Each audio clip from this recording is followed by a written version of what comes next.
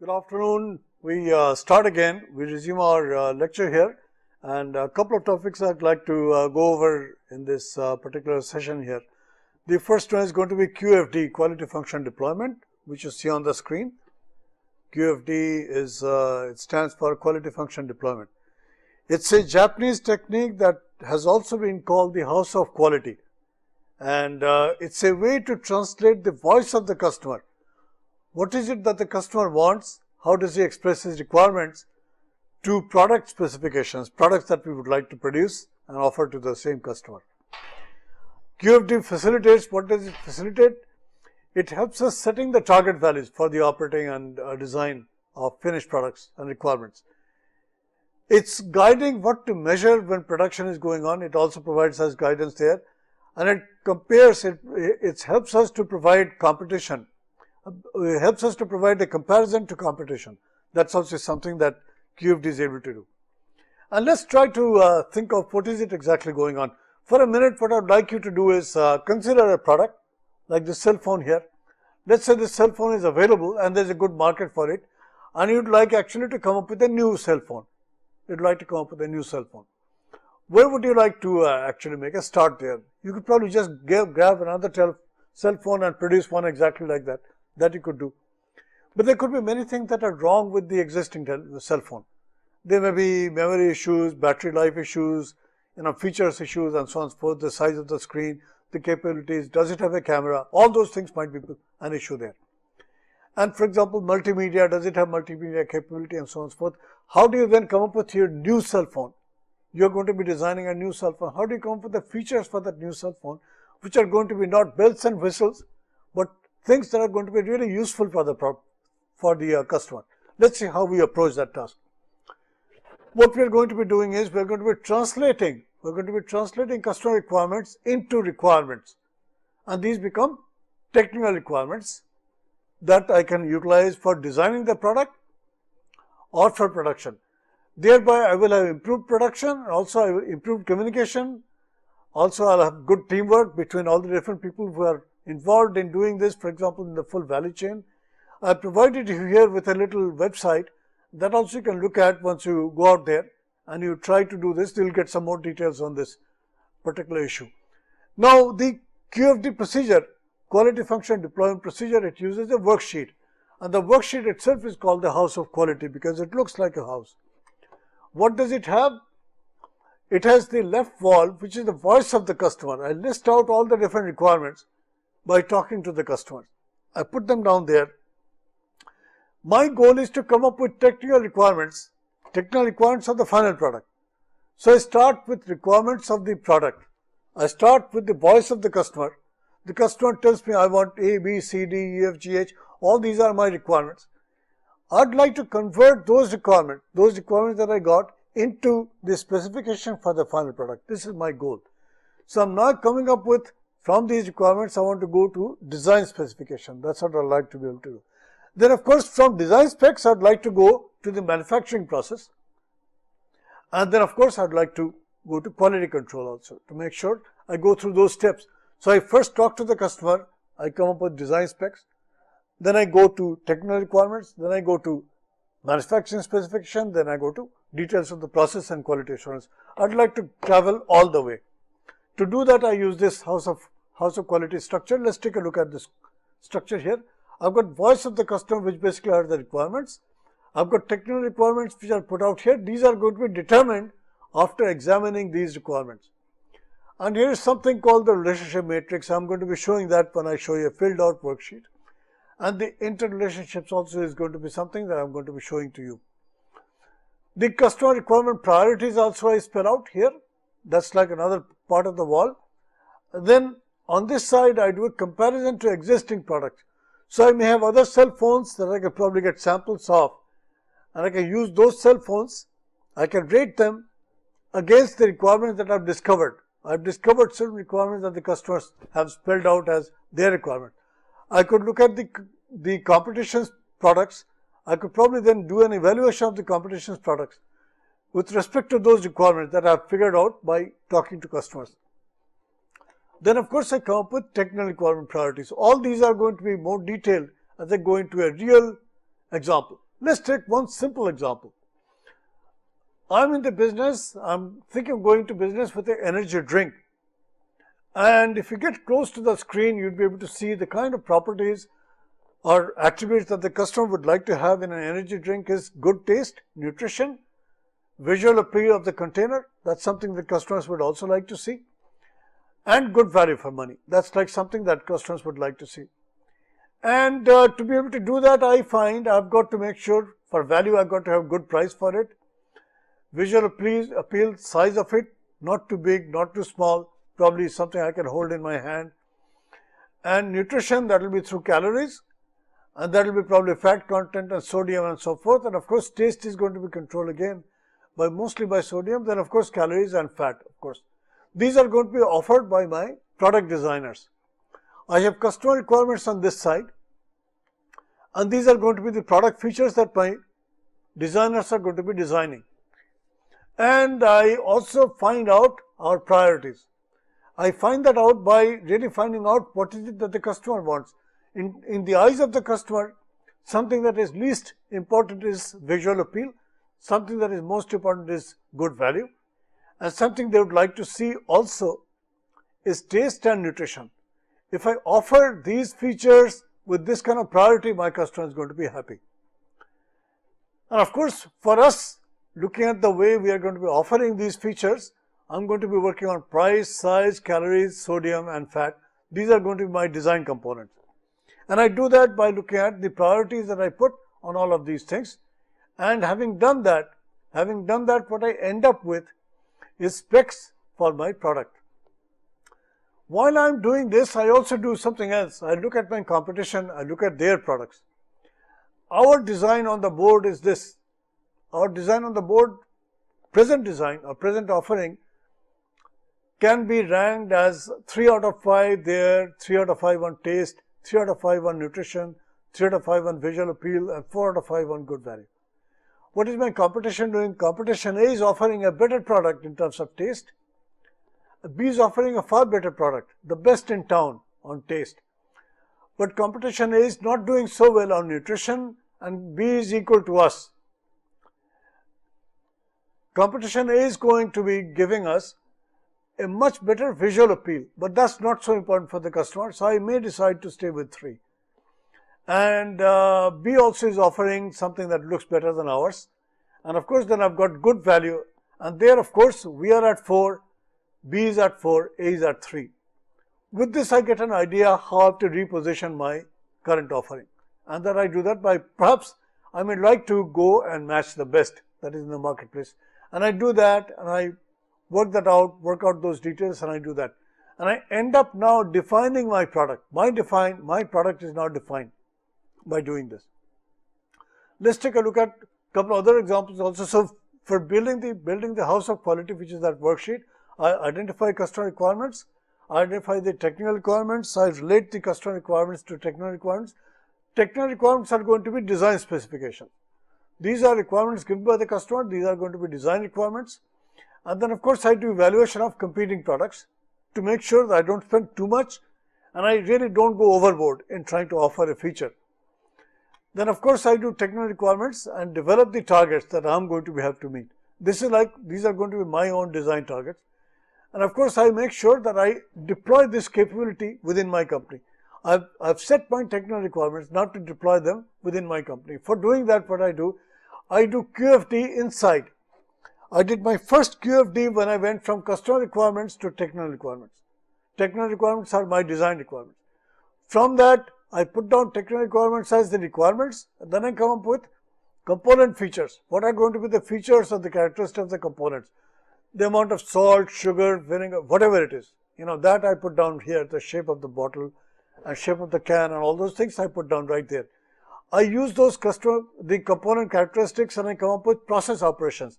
So if I have to fill a bottle, I'll need a bottle filling machine. If I'm going to be using a can, I'll have to have a can filling and sealing machine. That's what I would be requiring. That I do in this step. And after doing this, I then move down to what I call the quality plan. Quality plan is basically the area where I convert my process operations into a quality plan. How am I going to be monitoring the fact that my final product comes out to be acceptable to the customer. This is what I'd like to be able to do. So I've gone through these steps. I've deployed my quality delivery capability. The first was by doing my design. The second was by selecting the components and parts. Third was by designing the process which will utilize these components and deliver the final product itself. And to monitor the process, I also need a quality plan. I've done it all, and I've gone through these 4 steps. And in fact, in this way, I've been able to deploy the capability, which is done right at the last stage. How am I going to be delivering what I promised, what I ended up doing in the QFD process? Let's take another look at another example. Someone is trying to set up a dry cleaner shop, and he knows that there are a couple of dry cleaner shops already existing in that area there. And he then does a survey of customers, and what does he find? Customers would like to have completely clean shirts or garments. They'd like to have perfect press. They'd like to have no delays at the counter. They'd like to have quick turnaround, maybe a day, maybe half a day. They'd like to have friendly service. These are the things customers are looking for, and the customers themselves give us importance, and they say no delays at the counter. Completely clean is no delay at the counter is least important. Completely clean is the top priority for them. Then of course they would like to have perfect press, and then of course they would like to have quick turnaround and friendly service, and least of all they would like to have no delays at the counter. This is what they would like to have. These are customer requirements. Then I get my gang together. I get people who know this dry cleaning business, and I bring in my workers and so on, and supervisors and so on. I ask them, if we have to deliver these things, what is it that we'd like? And they say, well, to be able to do that, we must have good training of our people. We must have clean dry cleaning fluid. We must have clean dry cleaning filters. We must have no rust in all the lines that bring in that fluid into the tank there. We must have firm pressing pads so that I get good press, and also I must have good equipment all throughout. These are determined to be the requirements that now need to go into my shop. I'm now beginning to design the shop, and I come back with specifics. What kind of training do I require? 4-hour formal training and 2 weeks of on-the-job training. That we think is really the minimum requirement to be able to do a good job there, and that's very important. And of course, how am I going to be keeping my fluid clean? By doing visual inspection every day. How am I going to be making sure that the filters are clean? Again, by doing visual daily inspection, and I clean them monthly. This is like something that I pull out as a requirement. No rust in the lines. Again, I do visual inspection, and the firm presses, firm pads on the presses, those I check by doing monthly checking and changing them by the month. Then of course good equipment. For that I've got to have some maintenance program in place. How my competition is doing. So I go out there and I sent what we call a mystery shopper. He goes to my competition. And competition, there are 2 competition I have. I have competition A and competition B. And on the characteristics that I put down there, 1, 2, 3, 4, 5, I do a rating there, and I try to find out where does competition A stand in regard to us. 1 is always the best, and 2 is worse. So I kind of decide where I should be and where competition is. This is my positioning.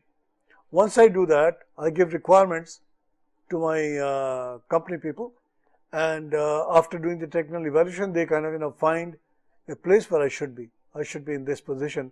So when I go into business, in this business, I got my technical requirements spelled out there. So what have I done here? Let me tell you a little story. The Japanese, they produce large amounts of steel, and there are very few people who would like to just buy raw steel. They would like to buy finished products. And one of the products that can be produced by using steel is ship hulls, the large ocean liners. Now this is something that Japanese started to produce. So instead of selling raw steel, they started to produce these ship hulls, and they started to sell these ship hulls. Then they found that people really had to do a lot of work to convert those ship hulls into finished ocean liners. So what they then started doing was they said, okay, let's go into shipbuilding. And there's a town in Japan called Kobe. Kobe had a big, huge earthquake.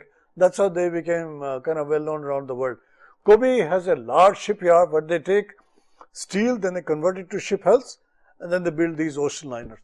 What they found was, what the Japanese found was, that if they offered the full finished ocean liner to a customer, to, for example, a tourism company or a country or a navy or something like that, they came down and they look at the ship, then they said, well, we want to have another flight put up there, we want some ladder here, we want that chimney to be moved somewhere else, and so on. So they wanted a lot of changes on the finished ship, and that would cost the Japanese a lot of money. They said, is there some way we could avoid this? They said, if we involve the buyers right in the beginning by doing QFD, if I could involve the customers right in the beginning, then we could only select those design features that they would require, and that's it. And we would not offer them any bells and whistles for which he is probably unwilling to pay. But it does require certain things that I've never even found out. I never did QFD before this. So they started this QFD process right there. And from that point on, of course, their business started to boom, and it was pretty clear. Right now, auto features are also determined by QFD, and there are many other products which are designed by QFD. It's also become quite popular in Japan. Now, something I have to also tell you that many features are offered in products, like for example this cell phone there. Now the cell phone is also used sometimes as a radio. Now that is fine if I want to listen to some message or something like that, but many young little kids, they could buy an FM radio for probably 1/10 the price of the cell phone, but they use the cell phone to listen to FM station. Maybe they don't want to carry another radio with them, that's why they are probably doing this. But in the old days, they used to carry a Walkman, they used to carry a portable radio, and that would do the job. They would carry a transistor. But today this has become also a provider of music, and also it's a provider of camera and blah blah, a lot of other features are there. How many of those features really are going to delight the customer? How many of those are really a must, and how many of those are dissatisfiers, in that if they are absent, the customer would be dissatisfied? This was a big issue in product design. And I mentioned the name Ishikawa to you. Ishikawa was a Japanese expert. One of his students, his name was Kano, and Kano of course later on became a professor also. So Professor Kano, he devised a method, he devised a procedure like QFD. And I'm going to show you, I'm just going to give you a glimpse of the Kano model. This is a model that helps you find a couple of things. For example, what are the basic requirements that I must meet in the final product, because these are expected by the customer. These are basic requirements. Then of course I've got functional requirements. This is why the person is purchasing the product. Then of course there are certain latent requirements that he does not communicate to me, but he is delighted by it. For example, let's take an example of how Kano represented the different types of satisfiers in a pictorial way. He found certain things which he called delighters, certain aspects of the finished product that became delighters. For example, when you send an SMS, does this keep a record of that SMS? I know many times, we make a phone call, we would like to retrieve, some message or something there. Can I flip through back and find out, for example, what was the balance that my bank sent me in an SMS? That's going to be a feature. If it is not there, it's not such a big deal, but it's going to be delight me. There may be many others like that. So there are certain features which are going to be delighters, and they are there. There are certain features that are going to be satisfiers. If they are absent, I get dissatisfied. For example, a cell phone, for example. One of the satisfiers is remember the last dialed number, or remember the person, they recall the number that made a call to this place, to this particular cell phone. These are going to be satisfiers. These are going to be things. If they are not there, it's an inconvenience. So I kind of judge it that way. So Kano called these not delighters, but satisfiers. Then of course, he had dissatisfiers. Certain things, if they are absent there, it would be dissatisfied. For example, what we got here, we got a plastic cover for this. Could something be done by which dust would not get into these keyboards here? Because many times some people don't want to have the cover there. I personally don't mind having the cover there. In fact, initially this was not so good because I could not press on the keys properly with the help of a when the cover was also there. But could something be done that could probably protect it from dust, for example, or protect it from scratch? Could that be scratch resistant? Those are the kind of things, if they are not there, it's not such a big deal. But if their absence really, it really bugs me, that kind of thing. So Kano was able to classify now all the different requirements. You notice when we are talking to customers to try to get our QFD done, build the house of quality, we talk to them and we try to find out for example, what are the things that people wanted. So they wanted completely clean shirt. They wanted perfect press, no delays at the counter, quick turnaround and friendly service. I'm pretty sure if we looked a little deep into this with a Kano model, we'd probably say completely clean is something that we definitely would like to have. Friendly surface might delight me. No delays at the counter, not such a big deal, but perfect press, I must have it. Quick turnaround. If it is delayed, then I'm not satisfied and so on. So I could reclassify these things not in terms of priorities, but in terms of the Kano language of delighters, basic requirements and dissatisfiers. I could do that, functional requirements and so on. So again, I will urge you to look a little deeper into this. If you're going to be in this business, if you're going to be designing products, if you're going to be offering services, to take a look at this. I provide you here again with a little website, and look up that website and go in there. You'll be able to find a lot of tips there which basically talk about not just the QFD model, but also the Kano model, and give you a lot of things. And this can be done. I've given you another example there, and this example is coming from a guy who is going to be launching a new car. This example is for a new car launch. Now, before obviously one goes into a big venture like, for example, this offering a new car, what you'd like to be able to do is you'd like to, for example, find out what kind of people there are, what is their driving habits and so on. So he kind of, viewed the whole world to be a uniform market there.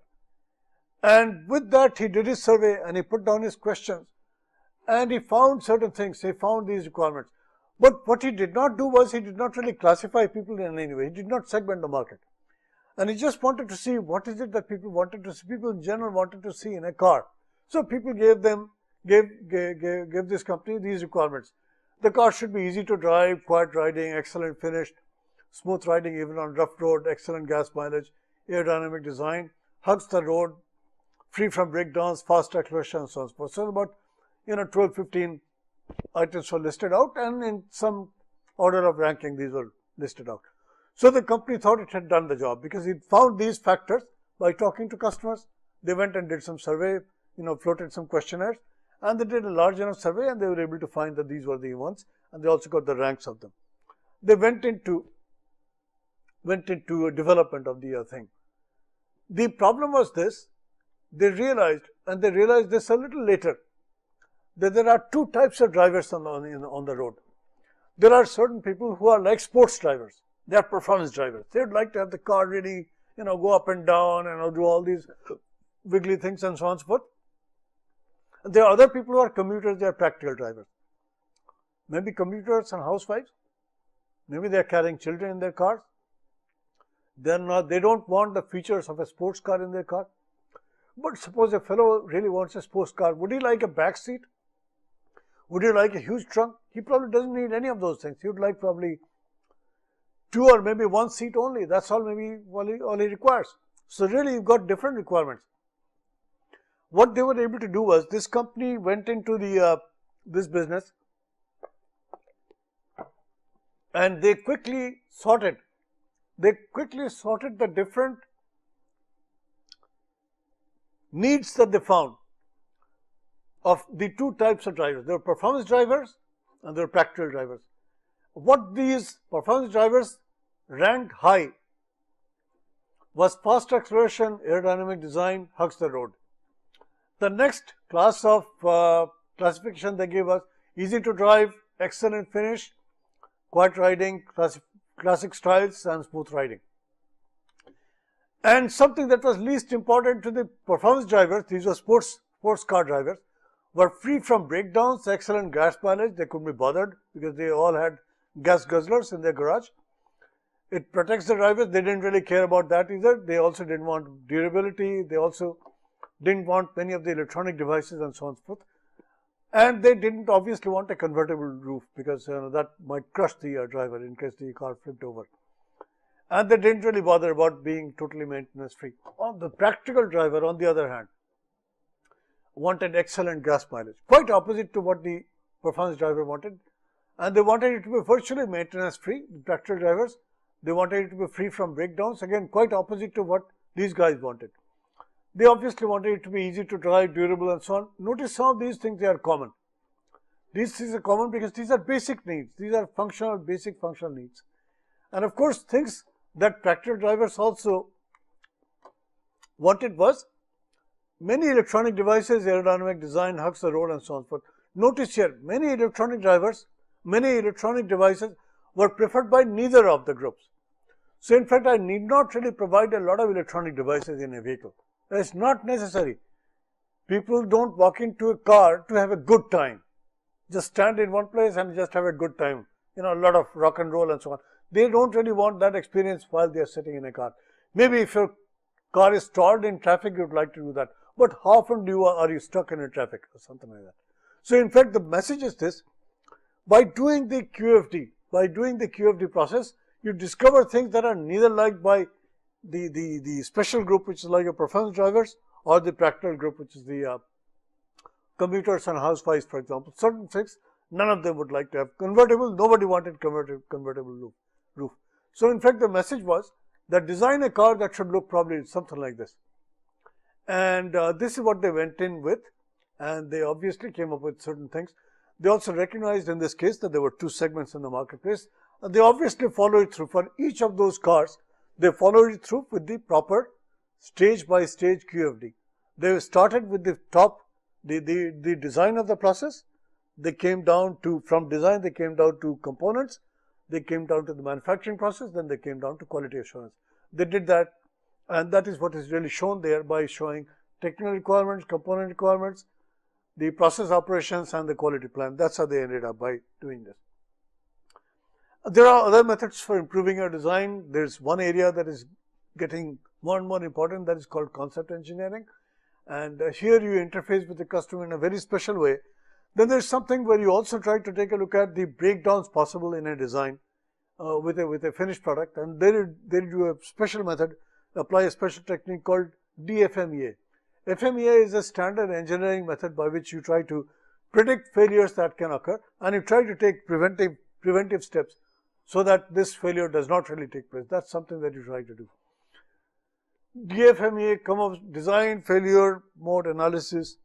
This actually comes up with failure modes, the effects of the failures, the severity of the likelihood of the occurrences, and the potential causes of the failure and corrective action. These are the kind of things that you do at the design stage before you start your real design. There are some of the other tools also available, and there are the basic tools, 7 basic tools you've already seen. There are certain other tools, they are called 7 management and planning tools. I'm just going to give you a glimpse of these. There is the affinity diagram,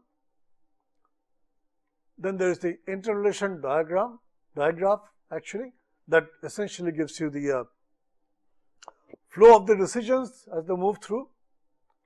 Then there is something called the tree diagram that helps you organize a lot of information that is there. And the Japanese use this a lot when they are playing with different concepts.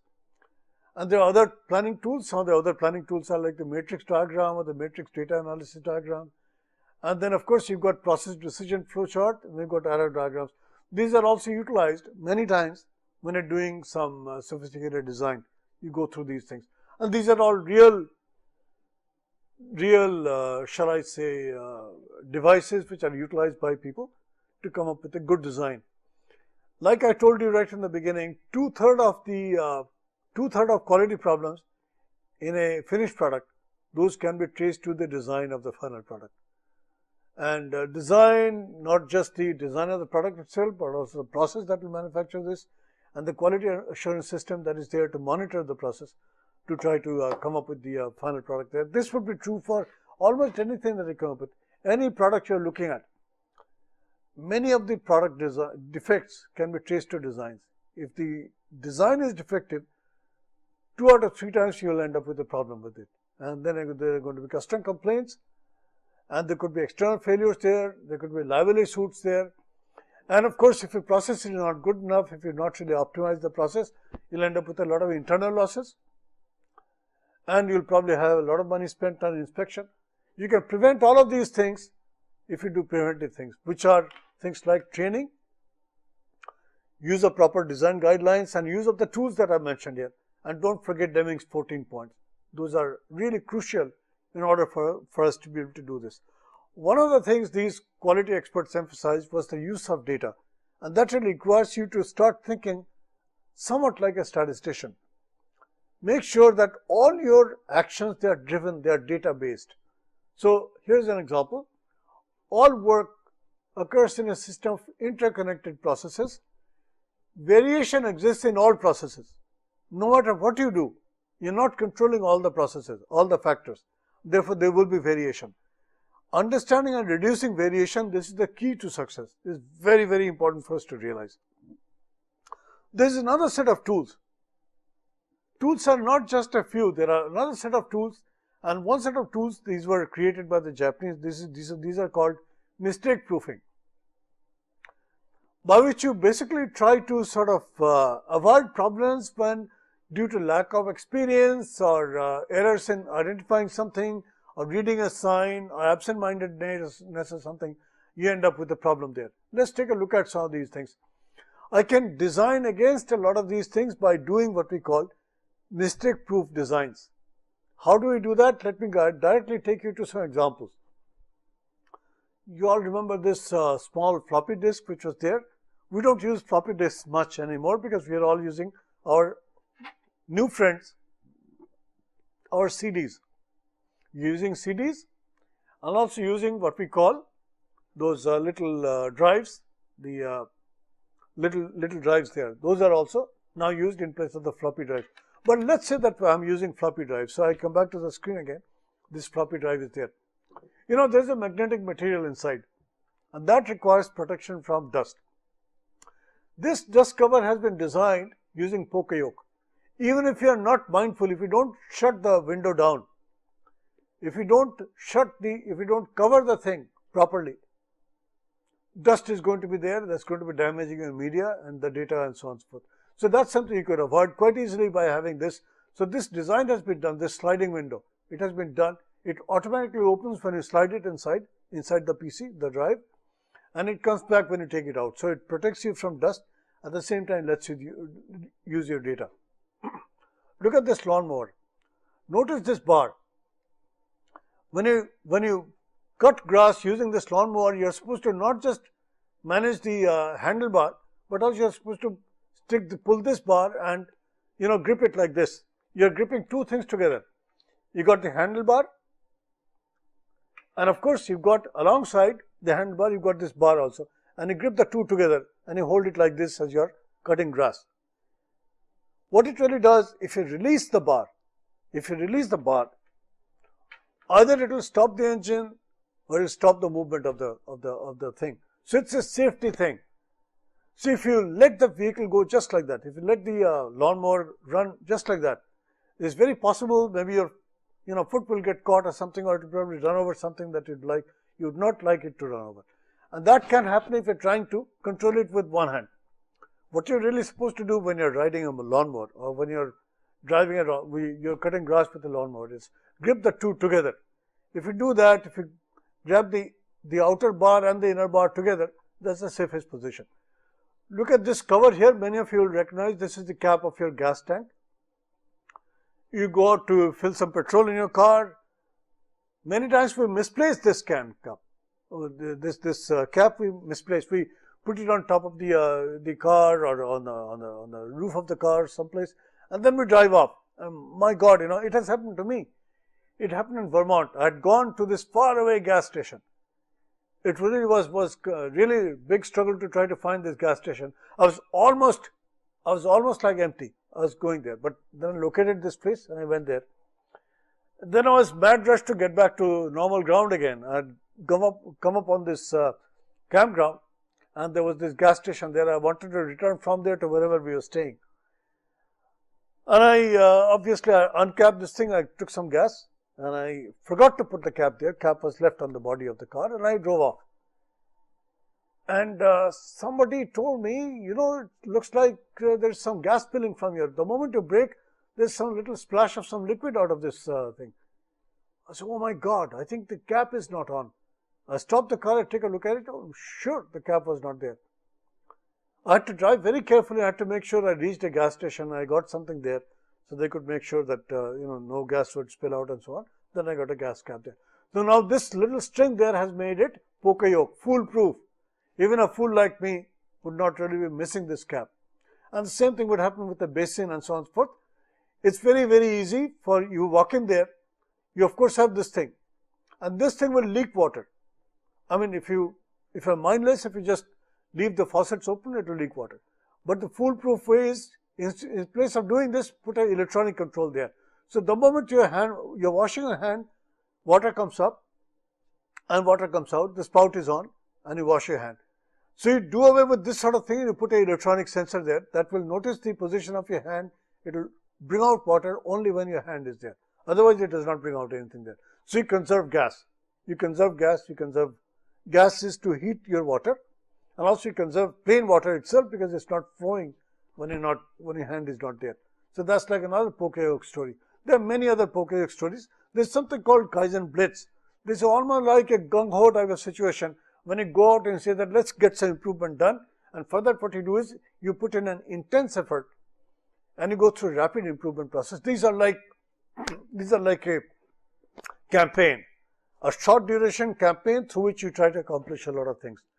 These could be done like, you know, Saturday mornings or times like that. When you got a lot of clutter around, you want to put things in order. You get this gang together, you say that let's go on this blitz. Let's get this done, then we'll go and have some pizza. That's what we'll do. And that's like one great way to get a lot of things done in a concentrated mode. Creativity and innovation, these are also part and parcel of solving problems there. There are many tools which are available now that foster creativity, and there are some facilitators. They're really good in promoting creativity. That's something that you should also take a look at. Some words of wisdom from Texas Instruments. This is a company that's been very successful, and then they've, you know, brought out product after product. I'm not really sure in Nokia what kind of chip they have inside, but they'll probably have some chip, someplace something will be made out of Texas Instruments. These guys have been in business for a long time. If you go to Dallas, you'll see their massive operation there. Their mantra is this: unless you change the process, why would you expect the results to change? You want the results to change because your customer is not satisfied, he's not happy, or he's going somewhere else. What is it that you have to do? You want to obviously change the results so that his experience is different. But how do I do that without changing the process? That's not possible. So Texas Instruments people are saying, unless you change the process, why would you expect the results to change? That's like a Texas Instruments mantra. Now we move into a slightly different area. We go into quality system certification. And I'm going to be breezing through this. I'm going to be doing a bit of rapid fire in certain places because most of you can probably find a guideline. So I'm going to be giving you the highlights of ISO 9000 and also that of 14000 and QS 9000. The ISO 9000 system came along when Europeans wanted to do trading with each other. The French had their own quality assurance system, the Germans had their own, and the British, they had their own, and Scandinavians, they had their own, the Italians had their own. And because they all intent on satisfying their domestic customers, they never really bothered about trying to change their quality system. It was fine. The British standard was fine, the German standard was fine for their own domestic purposes. But once they started to, you know, when the European Union was formed, they wanted to do trade with each other to expand their economies. They said, we've got to make sure when we talk quality, we can use each other's parts. When you've got to assemble something, it's not that the British are going to produce the final finished product, whatever it were, a railroad engine or something like that, or the Germans will produce the finished vehicle completely, or the Italians will produce, or the French will produce the finished furniture completely. Nothing would be left to be done by somebody else. They said in this mode of trading with each other, we should be just specializing in doing whatever we do the best. So maybe the French will produce a lot of wine, and the Italians will be producing a lot of artistic chairs and so on. The Germans will be producing machine tools, and everybody has needs for those things. I'm sure the Germans drink wine, and the Italians also probably you have some use of the German machinery and so on. So they'll be doing some trading. They wanted to have one system, and that one system became the ISO 9000 system. So they formed a technical committee in 1987, and they launched that. And now, of course, 100 different companies, they are using ISO 9000. It's a system that really is dependent on certification. That means there is a set of auditors who come around and look at your operations, and they make sure your practices conform to whatever the ISO 9000 series of standards spells out as, whatever it spells out as standard practices. And they make sure your practices conform to the standards. How was the technical committee formed? Initially there were local committees, then there were national bodies, and the national bodies came together. They contributed members into this technical committee. TC 176 was the committee that led to the ISO 9000 drafting, and that was drafted in 1987, and it became a standard that was international. It would promote trade and cooperation. That was really the thrust. And there is a particular process through which they reach consensus. There is a systematic process by which they reach consensus. So they started with a working draft, and they came up with a committee draft, and they reviewed the draft and so on and so forth. They came up with the published standard. That was then broadcast worldwide. Initially, there were like 5 different standards given. Later on, of course, they realized that the 5 different standards, they were really, getting into a lot of bureaucratic procedures. So they simplified that later on, and one standard was put together that was for care of the environment. That was ISO 14000, and ISO 14000 also lived along nicely. Then there was ISO 10000, which was used for 10011 was used for quality systems auditing guide, and there was another one that was for manual development guide. You had to produce some manuals. In 1994, ISO 9000 was combined, and one version came along that had 20 different clauses, 20 different aspects that were audited, and guidelines had to be prepared for all these 20 different clauses, each of these 20 different clauses, and then they came up with requirements for each of these things. And the auditors used these guides, actually these standards, to audit a regular procedure, to make sure that the procedure was there. Their vision in 2000 was that they would unify these standards, and they'd come up with a standard, which they did when they came up with ISO 9001, ISO 9001.:2000. This was a new quality management system that was put together, having learned a lot of things that was done with the initial set of 4 or 5 different standards. They came up with one standard, which is this one now, which put a structure in whatever a company does, and it wanted to make sure management put someone in charge. It wanted to make sure resource management was there, and product realization. So it wanted to make sure design was done right, and measurement and analysis and improvement. These were also built into the quality management standard ISO 9001. This was actually not there in the initial one. The registration was done through some people who were accredited to be registrars, and these registrars actually they were authorized to conduct these audits, and they went through certain steps, and they reviewed the process. They reviewed certain steps, and then only they would issue the registration certificate. That was done, and the registration process itself, you can again read the details there. They tell you, they walk you through a few specific steps that lead to the registration process. There's a plan for it. There's a formal plan on it. You decide to go for registration. You write your QA manual. You have internal reviews to make sure you're doing what you wrote down, and you wrote down what you really ought to be doing. Then, of course, you do a systems audit. You do a mock audit internally. Then you go out and get the registration audit done, and you get your registration. And what did it do for industry? It brought about the quality policy. I can tell you for sure, my own experience is, when people were talking to me because they wanted to get the ISO 9000 certification, Many had no idea that they had to spell out a quality policy for the company. How they wanted to delight the customer, or were they really interested in delighting the customer? Were they really interested in just making money or maximizing their profit? What exactly was their reason for existing in business? That had to be spelled out. Then of course a quality system had to be there to make sure that they achieved the objectives that were set out in the quality policy. They wanted to have consistency, and consistency was achieved as a result of ISO 9000 accreditation. Then audits and reviews, these also became common after ISO 9000, and perhaps the biggest contribution that ISO 9000 made was it led to a new standard for the automotive people called the QS 9000. And I'm going to be giving you a glimpse of that. And here's one example of what ISO 9000 spells out. Inspection is a task, as you know, it is carried out by spelling out, how much you have to inspect, how often you have to inspect, where you have to inspect, and blah, blah. These things are there. And ISO 9000 really says that these are the places you ought to be doing your inspection. And let's take a look at one particular situation. If it's a fast food business, the inspection point should be cashier. And what you should be doing there is inspect for accuracy. Counter area, appearance and productivity, eating area, cleanliness, building, appearance, kitchen, health regulations. These would be the targets of your inspection if you're in the fast food business.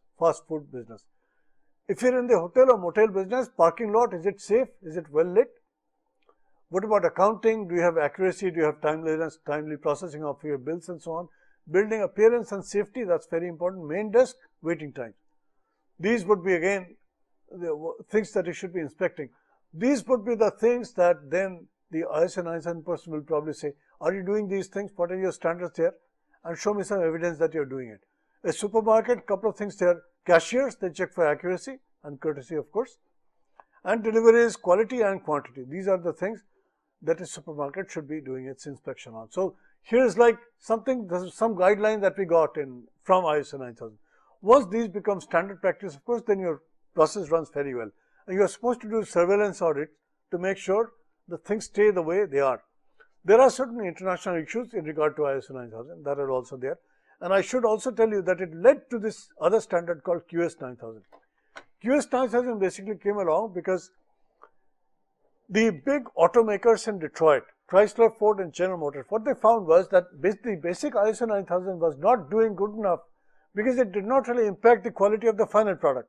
It did not really go out and look at the final product and say that I assure the quality of the final product just because I have ISO 9000. ISO 9000 was not doing that. So then these people, GM, Chrysler and Ford, they got together and they coined this new standard called QS 9000. They built it on the foundation of ISO 9000 and then they added additional customer specific requirements to it.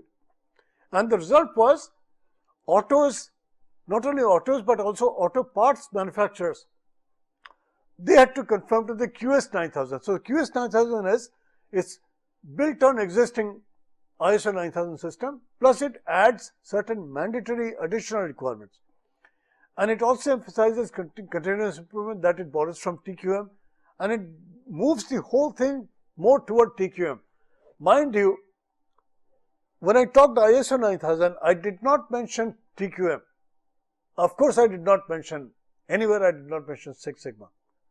I also did not mention SPC. These were not required in ISO 9000. And these are found to be highly wanting by these auto manufacturers, GM, Chrysler and Ford. So they wanted to make sure that these things were there because these were their big headaches. They just didn't want a manual, they didn't want a quality policy and so on. They wanted good, nice finished cars. That's what they wanted. That's what they wanted to deliver. So they coined this and they designed this total new way of looking at quality. They coined it QS 9000. These have many different requirements. So they have the basic requirements, then they have certain sector specific requirements, then they have customer specific requirements. These are added on top of ISO 9000. So you have the ISO 9000 basic requirements there, then you've got certain other requirements that have been added to it. And there are a lot of elements in it. And these assure the making of a fine car. And of course, again, this one really tells you that the foundation is ISO 9000. But on top of that, many other requirements have been added on, and certain procedures have been added. For example, new product introduction or new part approval, those are specially done this way. If you do a comparison of QS 9000 with ISO 9000, ISO 9000 is non-specific by design. It does not really worry about a particular finished product. Whereas QS 9000 is focused on automotive works, automotive manufacture. ISO 9000 is a tool geared toward all types of industries, whereas the tool for QS 9000 is really automotive parts manufacturers and the automotive industries. And there are certain differences there that again should be clarified once you go into the clauses. Quality systems area, there are certain additional requirements with QS 9000, which I show here on this slide there. I show it in the next slide when we've got additional requirements, advanced product quality planning. This also has to be done if you're going to be registered under QS 9000. You also should be doing something called production part approval process. Before you go into production, if you've changed a part, if you've designed a new part, you have to go through this PAPP procedure. And you're also supposed to measure your CPK. This is like something that was altogether not a requirement in ISO 9000, but in QS 9000, CPK is a requirement. And there are this is a 5-phase process. APQP, Advanced Product Quality Planning. This is like before you go into commercial production, you are supposed to do a product quality planning for this. And for doing this, you are really supposed to be doing this. Then of course, I've got the purchase area where I've got some controls that have to be there, and those are required. They are pulled out here, and I display them here for you. Process control area, again, here I've got extra attention paid to variations. Control of variation is a big thing, and safety, of course, is another big thing. These are all required as part of QS 9000. Inspection test area, there again, there are certain specifics which are there. Acceptance criteria for attributes, these have to be. We got to make sure we really worry about zero defects. We are happy only with zero defects, not some percent level, not the AQL, RQL type of situation. Then of course, we've got layout for inspection, functional test area, that also is spelled out in QS 9000. Certain requirements are there in the lab, besides what we call calibration requirements and so on and so forth. So there are international standards requirement, which is like ISO 9000. Then I've got customer specific requirements. And then I've got customer reference requirements, which are also there. And I produce manuals also, which are all part and parcel of QS 9000. And those are spelled out again. There are certain things required by Chrysler, certain things required by Ford, and certain things required by General Motors. These are specific, and they differ from industry to industry, business to business, and those are all acknowledged by QS 9000. Implementing itself is a continuous drive, and the implementation takes you through a whole bunch of steps that you have to go through. Implementation is one of the key things that is required here is proper documentation. You got to spell out responsibility and control. You got to make sure all the controls are there, all the requirements are there. This is part and parcel. If there is a problem with quality, how are you going to be investigating that?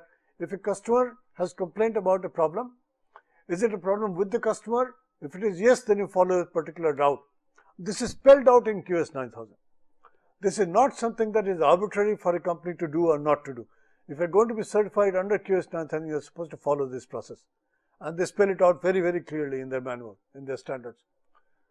FMEA again, certain things are required and they are spelled out here. Implementing QS 9000 and conformance to specific customer requirements, these are there. What is the advantage for doing this? One big advantage is when QS 9000 audit is done, customers need not really go out to the part supplier and do their own inspection. They need not really do this. Certain improvements have been also suggested, and these are done to try to make sure it's easy for you as a part supplier, as an automotive part supplier, to do this. This is rather important for people to recognize once they are aspiring to become part suppliers to this thing. Now, you might say, what are the Japanese doing? In many cases, their quality standards exceed or excel in many of these things. So therefore, if they wanted to, just tomorrow, many of their part suppliers could really get QS 9000. So where am I today? On this march of quality, we've reached up to this point when I'm doing some DOE. DOE I'm doing for doing design development. So I've got everything in control as far as the inspection is concerned, as far as statistical process control is concerned. I've got my CPK in place, and I'm doing certain things in DOE when I'm designing for parts and products. I'm doing some designing to try to make sure I produce a good product, that's where QS 9000 registration will bring you. This is a long way from where you started. I will tell you this, that perhaps if you look at the industry spectrum, not more than maybe 2 or 3 or 4% people qualify to get QS 9000. This is something we got to keep in mind. This is not something that is so easy to get, and therefore there are very few people that reach up to this level of quality assurance. Once you have that, you can be assured about the parts that you get for your finished products. If you're getting parts from various people and they are all QS 9000 certified, you worry only about your assembly. You don't really have to worry about the quality of the parts coming in. Thank you very much. We'll continue. Thank you.